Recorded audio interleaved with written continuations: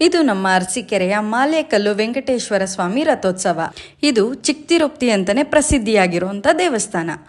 ಪ್ರತಿ ವರ್ಷ ನಾವು ಬೆಟ್ಟ ಹತ್ತಬೇಕು ಅಂತ ಅಂದ್ಕೊಂಡು ಇಷ್ಟು ವರ್ಷದಿಂದನೂ ಆಗಿರಲಿಲ್ಲ. ಆದರೆ ಈ ವರ್ಷ ಹತ್ತಲೇಬೇಕು ಅಂತ ನಿರ್ಧಾರ ಮಾಡಿಕೊಂಡು ನಾವು ಬೆಟ್ಟ ಹತ್ತಿದ್ವಿ.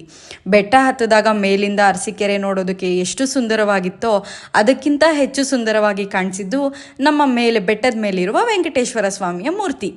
ಎಷ್ಟು ಅದ್ಭುತವಾಗಿತ್ತು ಅಂದರೆ ನೋಡೋದಕ್ಕೆ ಎರಡು ಕಣ್ಣು ಕೂಡ ಸಾಕಾಗಲಿಲ್ಲ.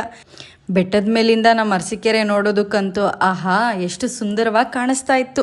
ಆದರೆ ಒಂದು ವಿನಂತಿ, ಈ ಸೌಂದರ್ಯನ ಕಾಪಾಡಬೇಕಾಗಿರೋದು ನಮ್ಮೆಲ್ಲರ ಜವಾಬ್ದಾರಿ. ಆದಷ್ಟು ಪ್ಲಾಸ್ಟಿಕ್ನ ಬೆಟ್ಟದ ಮೇಲೆಲ್ಲ ಬಿಸಾಕೋದನ್ನ ಅವಾಯ್ಡ್ ಮಾಡೋಣ. ಬೆಟ್ಟ ಇಳಿದು ಬಂದ ನಮಗೆ ಕೆಳಗಡೆ ದೇವಸ್ಥಾನದಲ್ಲಿ ವೆಂಕಟೇಶ್ವರನ ಅದ್ಭುತವಾದ ದರ್ಶನ ಆಯಿತು.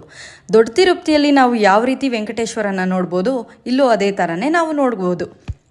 ಬೆಟ್ಟ ಹತ್ತಿಳಿದು ಸುಸ್ತಾಗಿರೋ ನಮಗೆ ವೆಂಕಟೇಶ್ವರನ ದರ್ಶನ ಆದಮೇಲೆ ಒಂದೊಳ್ಳೆ ಪುಳಿಯೋಗರೆ ಪ್ರಸಾದ ಸಿಕ್ತು.